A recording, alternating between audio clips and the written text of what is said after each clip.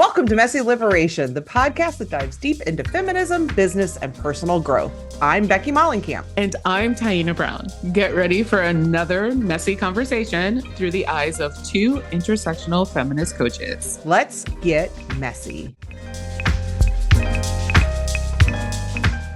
Hello. Hello. How are you? Round two. Yeah. Okay. Well, now you're letting people in behind the curtain. So we're recording two Behind episodes the today. scenes. We're recording two episodes today, even though this one is coming out much after the other one did, which is fine. So if you go and you can check out our outfits and you'll be able to figure out which other episode we recorded if you're that kind of sleuth on YouTube. But today we're talking about the holiday that is on everyone's mind as this is coming out, because it is going to come out, let's see, the 25th, which is 3 days before Thanksgiving. Yeah. Thanksgiving. American Thanksgiving. Just for we may have some Canadian or other listeners, and just so you know, we know that not the whole world celebrates American Thanksgiving, but we are in America, and here everyone is celebrating the American holiday, Thanksgiving, which has not always been a national holiday, but is now. Everyone's off work for it. It's one of the biggies, one of the two or three, I would say. I think New Year's, Christmas Day, and Thanksgiving Day are pretty, and those are pretty much the three real biggies that almost everything in America shuts down. There are still those service workers who have to be out there at certain places, gas stations, pharmacies, but for the bulk of us were off. So we thought we'd talk about it, because if you want to talk about messy ass holidays, this one's probably one of the messiest. Yeah. We got the 4th of July, that's messy. But I honestly think this one is like the mother of all messy holidays, because it is really rooted in the founding of this messy ass country. Yeah. Thanksgiving. What are your thoughts? Do you celebrate? Do you get together with family? Here, I'll quickly share we all get together. I have family. It is actually one of my favorite holidays, and I use that loosely to say not the holiday itself, but the gathering of family, the time of year. I love autumn. I love fall. I love here in Missouri, the weather at Thanksgiving is still really decent. It hasn't gotten really cold thanks to climate change. It's even less so. The weather's nice. The family being together, although I'm an introvert, so I could do without that part, to be honest. And I love food, great comfort food, time off. I used to like football more than I do now. I've been trying to ethically back out of football a bit, but there's football on. It's just been a holiday that I've always really enjoyed. There's not gift giving, which I don't love about Christmas. So all of the stuff about the holiday itself, I don't love. The ways that Americans tend to celebrate has been enjoyable for me. Yeah. So we do get together. We do celebrate. I do wear a shirt that says we're all on stolen land, just as my form of protest. Yeah. And yet I still celebrate. So how about you? What does your Thanksgiving look like? So Thanksgiving. Well, first I want us to recognize that for Indigenous folks, it's their day of mourning because of what it represents. And so for those of us who are not Indigenous to these lands, we obviously have a different, more complicated relationship, or not more complicated, but a different type of complicated relationship with this day. And I think, growing up, I would say in school, you're taught, Thanksgiving was when the Pilgrims and the quote unquote Indians got together and gave thanks and celebrated and joined forces so they wouldn't starve, kind of thing. And so I think this wonderful feast together. It was it's really billed as this beautiful coming together as one. There's no mention of hey, we stole your land. Just hey, why can't we all just get along on this land? Yeah. And so now as an adult, I feel very differently about it. I do like the aspect of gathering, right? I love gathering with my people, and I love cooking for people. So that's actually my favorite part about the holiday is planning the meal and figuring out the recipes and making the spreadsheet and figuring out what can go in the oven together and at what time I need to make everything. And so we usually so my wife's family is in Vegas and then my family's in Florida. So we usually do Thanksgiving in Vegas and then Christmas in Florida. And so the past couple of years, though, we haven't really my wife went to Vegas, I think last year and the year before by herself, because first there was COVID, so we didn't go anywhere. And then after that, it was just like too expensive for both of us to travel. But this year we are both going to Vegas for the holiday. And we're driving because of the dogs. I love my dogs, but they complicate all kinds of travel activities. But I think, it's so complicated. As an adult, some of my favorite Thanksgiving moments have been like in Friendsgiving dinners. Those are fun. Yeah, because I feel like there's less pressure. Yeah, There's less family tension.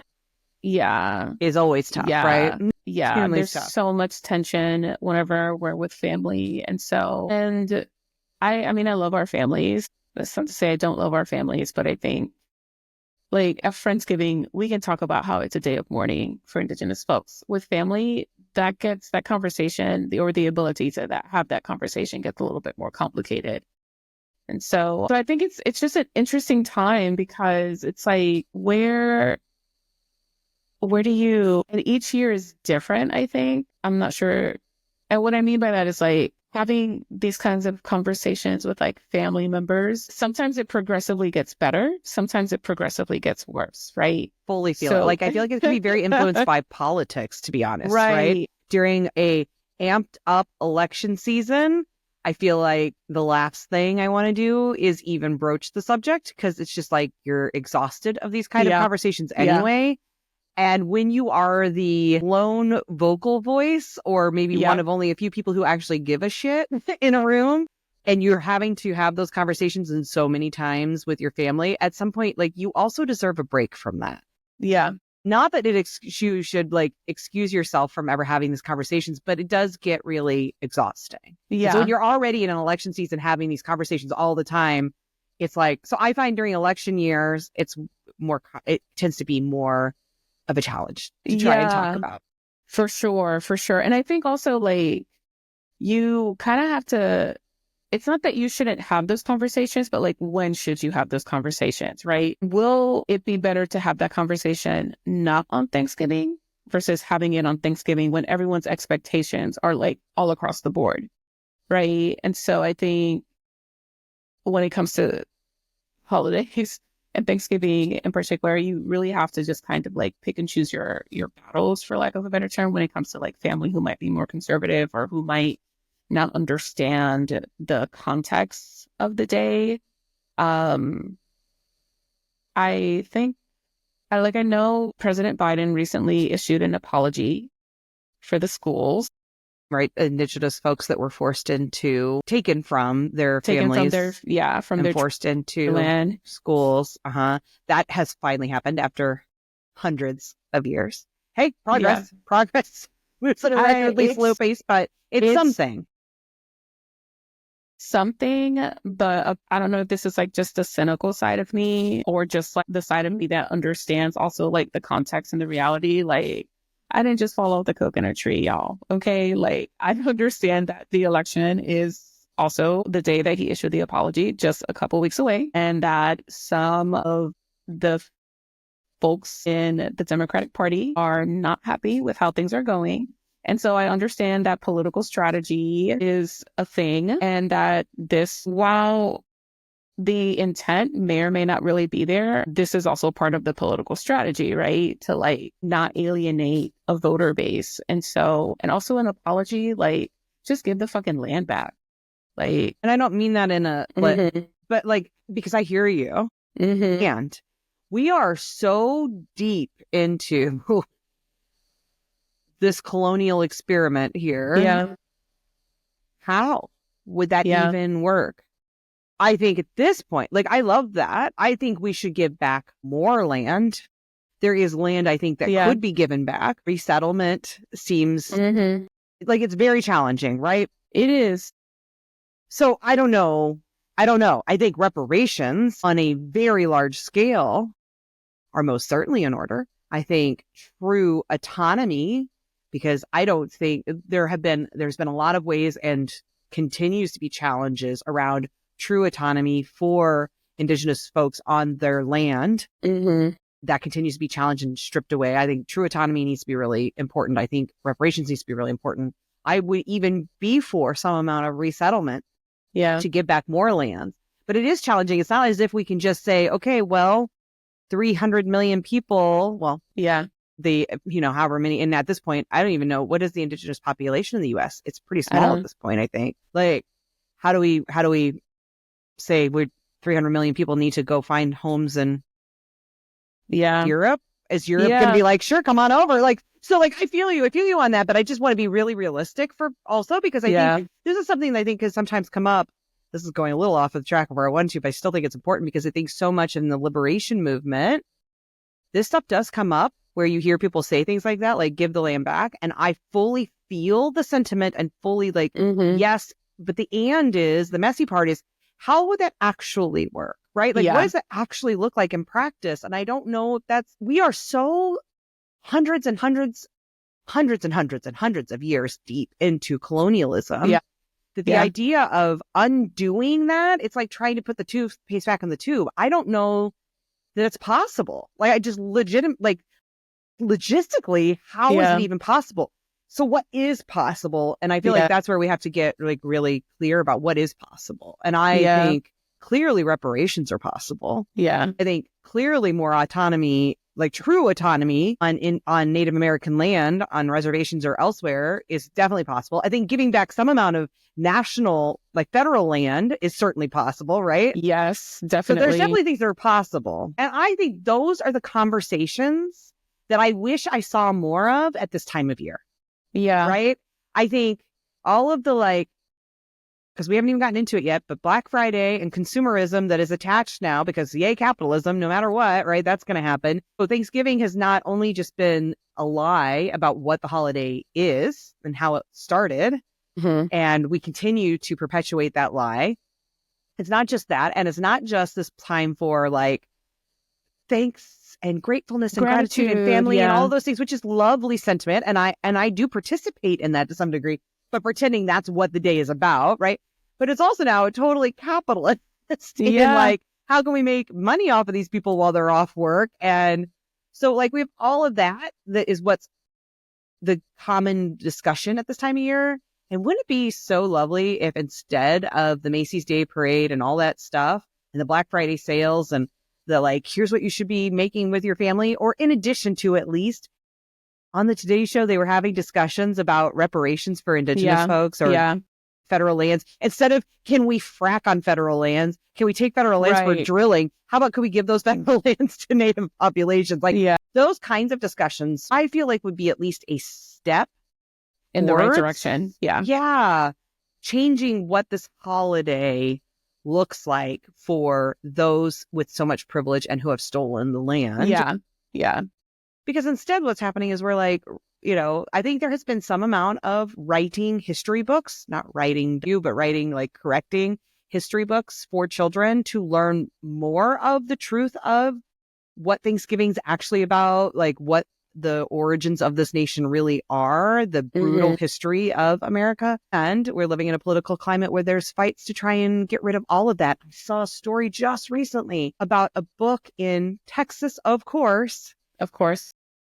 I shouldn't say that because I shouldn't say of course, because I think it was 90% sure it was Texas. I can look it up real quick when you talk. But a book, I wouldn't be surprised if it were Texas. I feel like it was Texas, might have been Oklahoma, but I think it was Texas, where it was reclassified. It was a story, a true story of an Indigenous person, and it was historical retelling or historical telling of something from an Indigenous population that was recategorized as fiction, even though it was not. It was nonfiction. It was recategorized as fiction. And they did finally lose a court case and had to change that. But that's the kind of stuff we're up against. Yeah. I mean, I get the question, like how it's definitely complicated and there's a lot of layers to it, but I don't think that, what am I trying to say here? Well, one, I think for people like me and you, we have to really do our research to understand what the land back movement is all about. Like, I think we have a very limited perspective about what actually is the land back movement, right? And so because we're not Indigenous to these lands and we're not in it, we're not in that movement, right? What I know about the land back movement is what I see other people share about it. And so, but I think focusing on the idea that like, well, it would be hard to give all the land back because we're so deeply entrenched into this colonial project is a part of the colonial project. Yeah. We have to decolonize our minds about what it means to give the land back, right? Yes, because as you're saying that, I just want to, because I'm fully feeling that. And immediately now I'm like, I'm being very literal when I think really what I'm hearing immediately my brain opens up to, it's about power.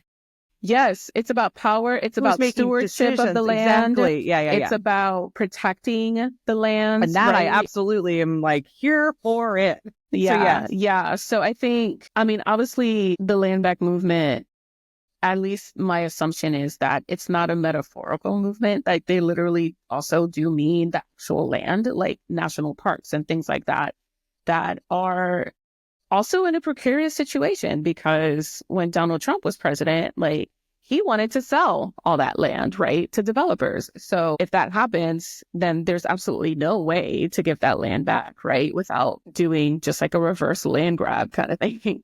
So, but then you also still have to consider things like a lot of our like universities were land grabs, right? Especially a lot of the universities and colleges that started out as like agricultural and technical colleges, they were land grabs. They were like that land was stolen from Indigenous people to create that university. Like it was stolen from the US government and then sold for pennies on the dollar to develop an educational institution. So in that context, land back could mean free admission for Indigenous populations, right?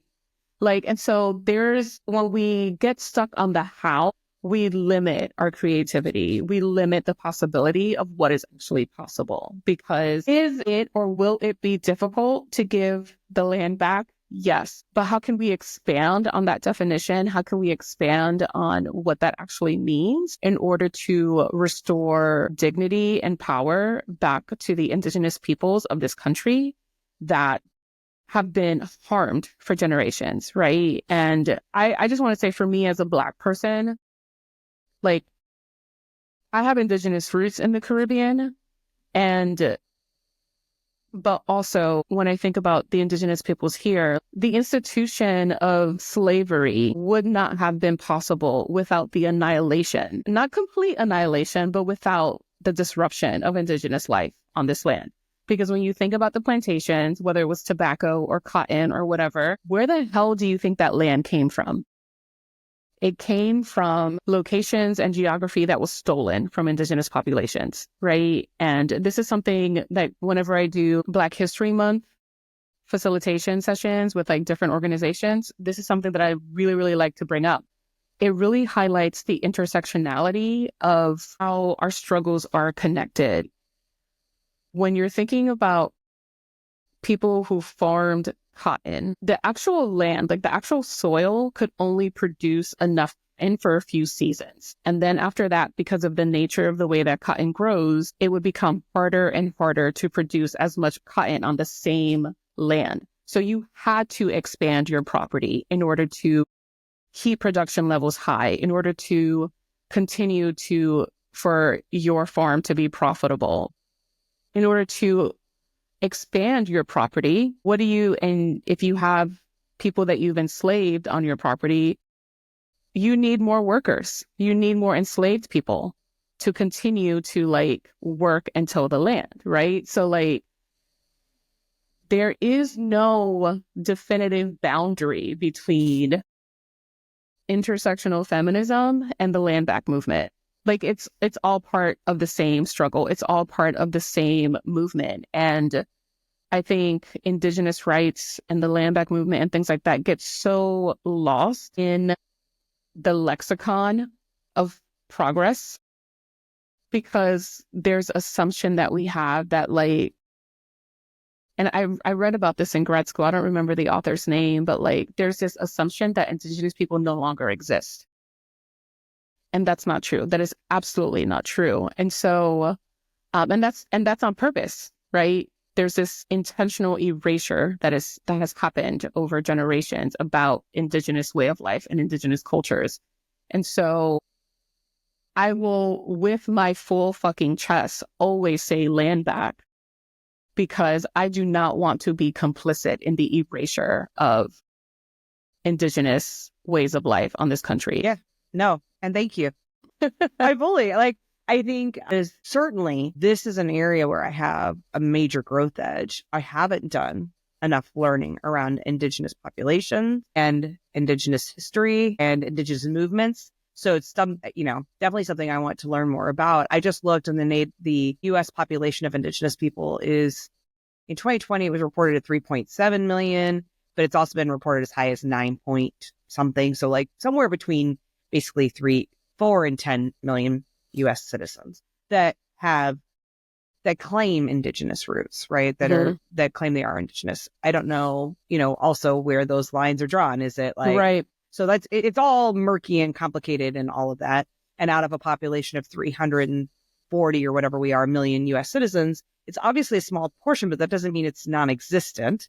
And I do think you're right that we often are made to feel that way, right? Yeah. That there's just these small populations and they live on this land, and, they're doing their thing, I guess. Like we don't, I think it's thought of as very separate and very small.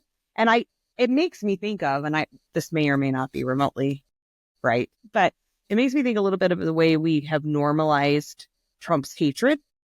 The way this colonial kind of thinking works is like, if you just slowly but surely chip away at reason, right? And heart, if you just do it in these like slow measured ways, sort of like it's the frog in the pot, right? Yeah. If you put the frog in and you slowly turn up that boiling water to the point where it doesn't realize it's boiling to death until it's dead.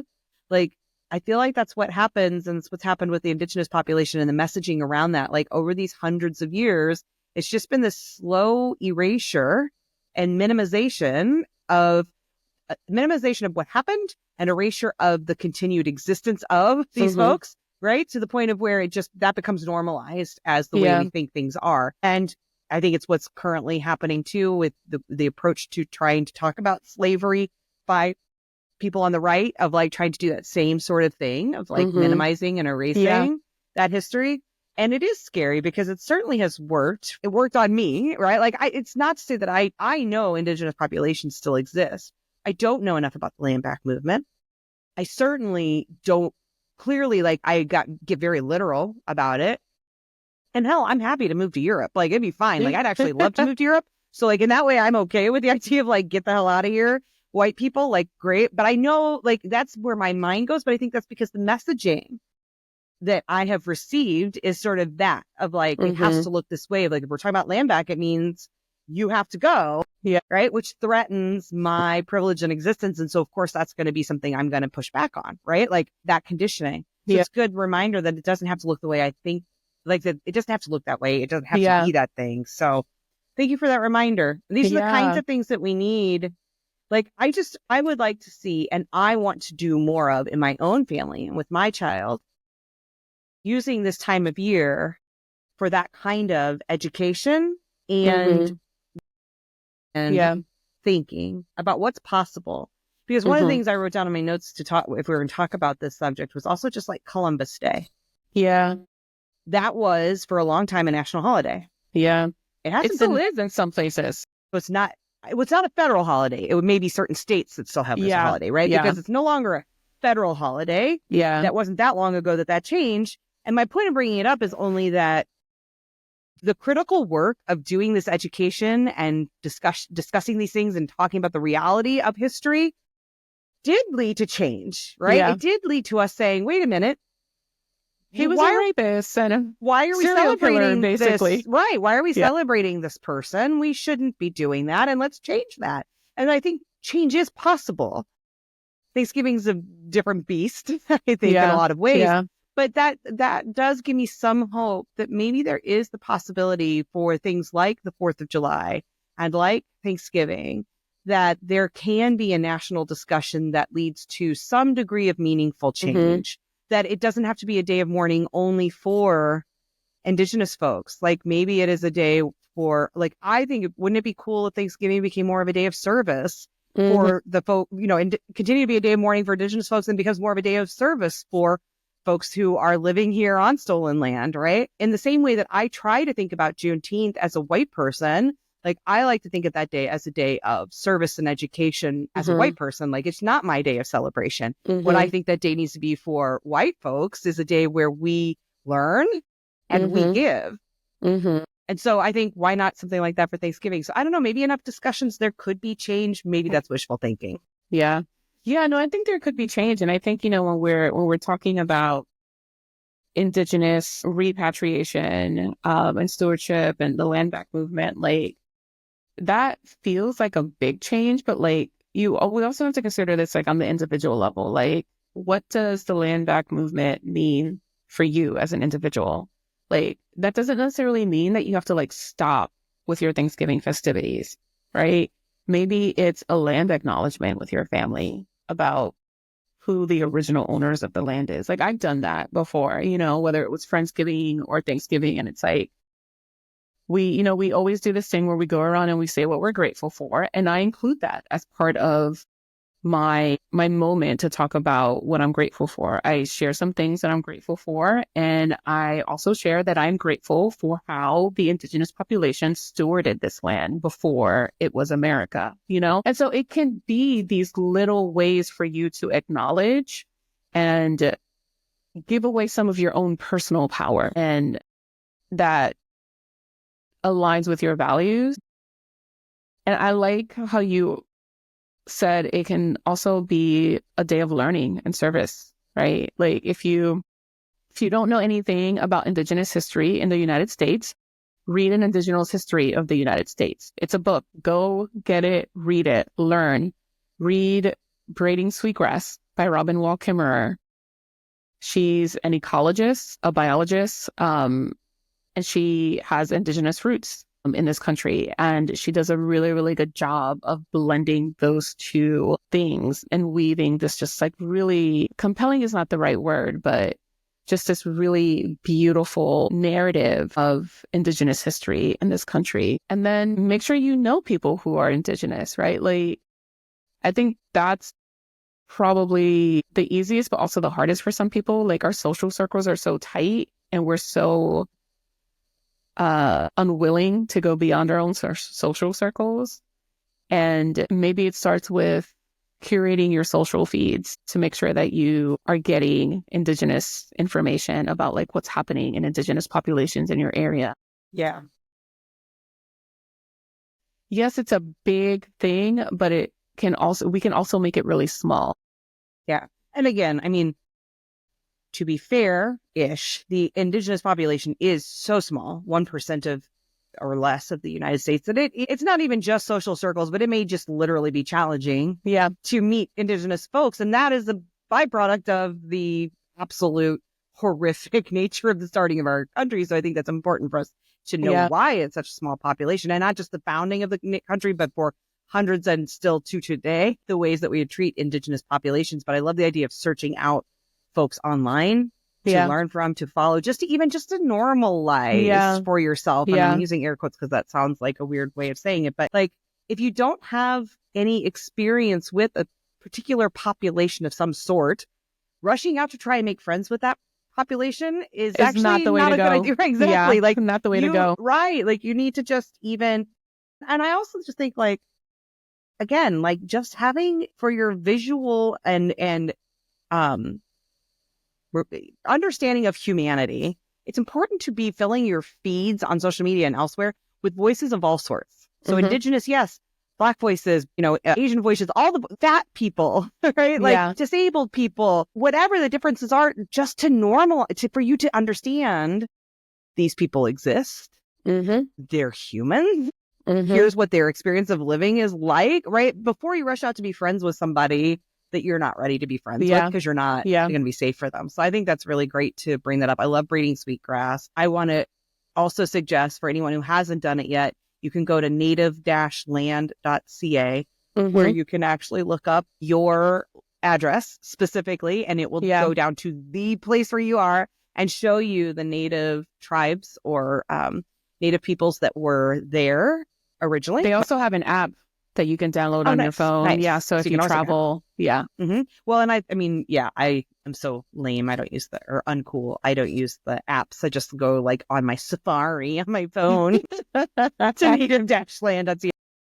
I know, like that's how like uncool I am. But anyway, so like I will acknowledge that I am on the land of the Osage and Kickapoo people. And I think it's important for us all to look those up. And like one, like you just said, small actions, one super small action is to do a land acknowledgement at your Thanksgiving celebration, right? What is the land that you're on? Who are those folks? And then, like you said, to do reading, I think doing the larger reading around the Native folks, Indigenous peoples of America, but also like, what about the Indigenous people of the area you're in? And I'm in Missouri. We don't have, as far as I don't know that we even have any reservations on our land. There could be in Missouri, but I don't know of them. We're close to many in Oklahoma. Obviously, Oklahoma has, I think, the greatest number of reservation land in the U.S., if I'm not mistaken. But we don't have a lot of that. But I know of monuments and parks and things near me that are specifically about the Indigenous populations of that land. And I think that exists all over the U.S., no matter how close or far you are from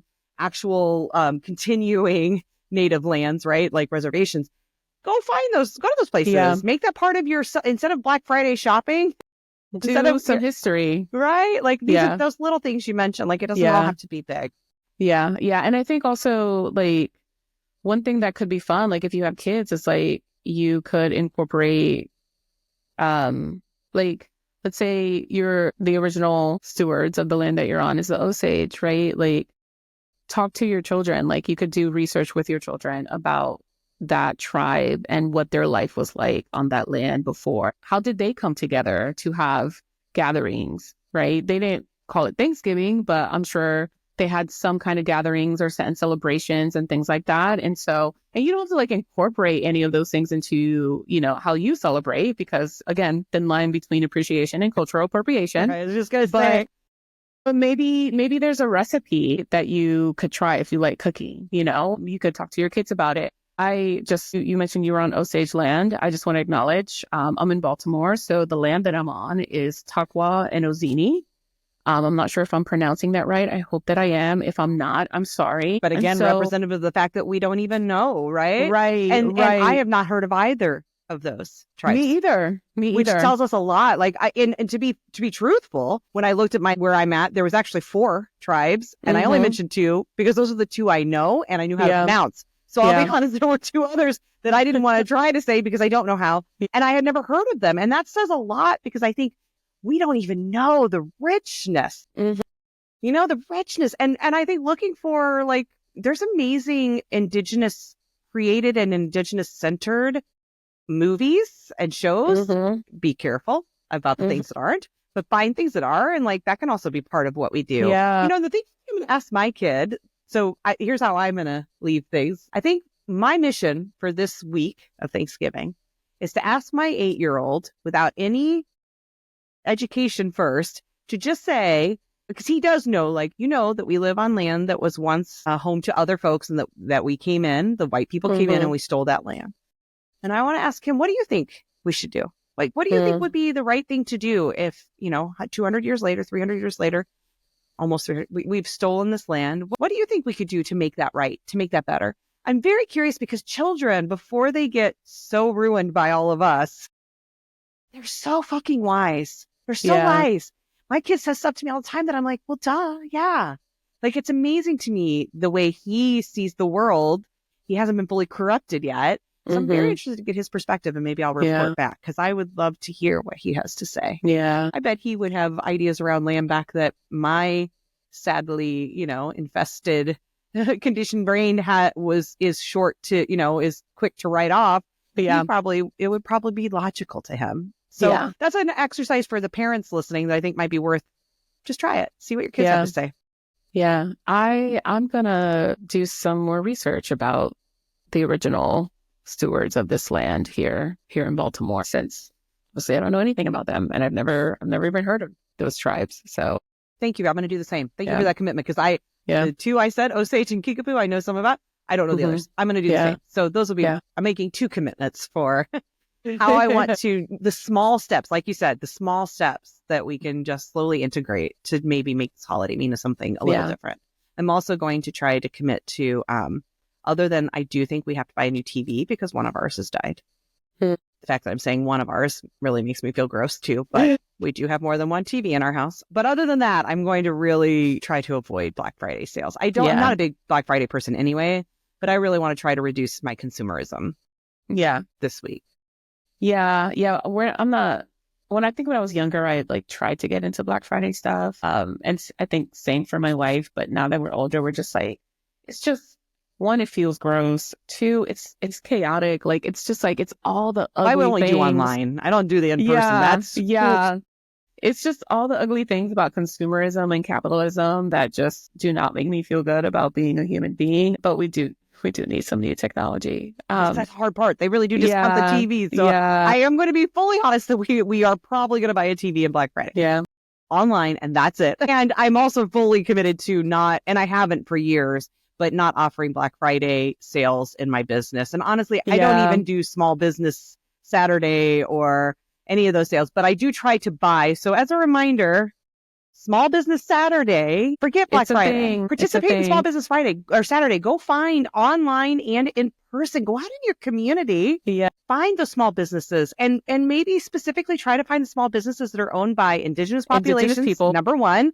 And if not, then buy folks who have marginalized identities and go support them. They need it. They need it. Yeah. And then Monday is, what do they call it? Give Back Monday? Whatever it is. I forgot what they call it. I don't know. Everything's got a cute name. I don't remember what it is. But just as the other reminder, Monday is the day of giving. So finding those organizations doing good work in the world and donating. And how about donating to some Indigenous organizations? And maybe we'll look some up that are doing some good work and include them in the show notes if you know some. Yeah. Because I would like to know more about some of those organizations that are doing good work for Indigenous folks, run by and for Indigenous folks. Yeah. That's a good idea. I also, as a business owner, do not, I think I tried the Black Friday thing once, and then it's like, for one, well, first of all, it's hard when you're a service-based business to do a Black Friday kind of thing. Like, I feel like that's more for product-based businesses. Yeah. But also, I don't want to contribute to the ugly consumerism and chaos and pressure that a lot of people feel around that time. I want my business to be a place where people can come and feel like they can rest and they're safe. And Black Friday just like dysregulates the nervous system. It's all FOMO. I don't want people to invest in anything with me, coaching or when I offer other things, because I do have some based like little FOMO. I have some product kind of things, but I wouldn't want people to buy for that reason, that FOMO sort of feeling, which is rooted in scarcity. I want them to do it because they're feeling abundant, right? Because they have money to give, they have space to give, they feel called in and the work feels expansive. I know you feel the same way. And so I think that's also just part of looking at, like, as you're making choices this Thanksgiving season around shopping, and honestly, this is all the time. Yeah. Just pausing, practicing a pause to ask yourself, like, what's motivating this decision? We need a new TV. Yeah. I will probably we were going to buy a TV anyway because we need to replace one. So I will take advantage of a discount if I can do that. That feels like an expansive thing. Like I'm getting something in that arrangement. I'm actually saving myself some money. It feels good. Yeah. But most of the decisions that people make in those then, or a lot of times myself, it is like, I'm doing it because I'm feeling some emotional hole I'm trying to fill. That's a big one for me, emotional shopping. A false sense of urgency. Right. Other people are doing it. So I guess I ought to buy the latest thing I saw on TikTok. So just really taking that second to ask yourself, like, what's motivating my purchase of anything? And just check in, make sure it feels expansive and not constrictive. Yeah. I agree 100%. Yeah. If you're deciding not to participate in Black Friday, or if you start researching and learning about the original stewards of the land that you're on, if you are an Indigenous person in this country listening or watching, let us know your thoughts and how you're feeling about this holiday and what you're doing to resist the colonial project. Yes. I was like, what's the right word here? The colonial shit. Project. Yeah. The colonial muck and mire. messyliberation@gmail.com. We really want y'all to email us. We feel lonely. So email us. I would definitely love to hear about what people are like. I think if you do first of all, what you do, like what's your small step you're taking for this Thanksgiving season?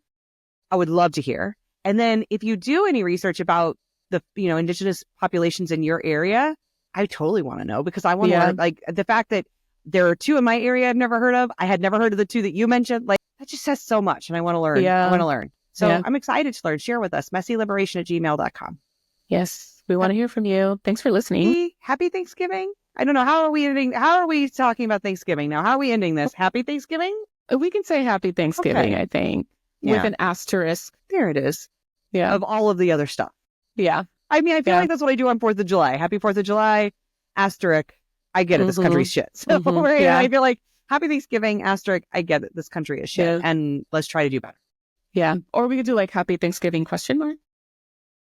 That's mostly how I feel. Yeah. It's like happy ? Thanksgiving. We can agree that this is, yeah, right? It's called Thanksgiving, I think, whether it is or isn't rooted in that. But yeah. All right. Well, happy ? Thanksgiving to all of you listening. And we'll be back after the holiday to share some more messy shit. Thanks for listening to Messy Liberation. Will you please take a moment to subscribe, rate, and review wherever you listen? I know people say that all the time, and if you're like me, often you just go on to the next podcast, but truly, taking that moment to do that will really help us reach a wider audience. Thank you so much for your support and for listening today. Until next time.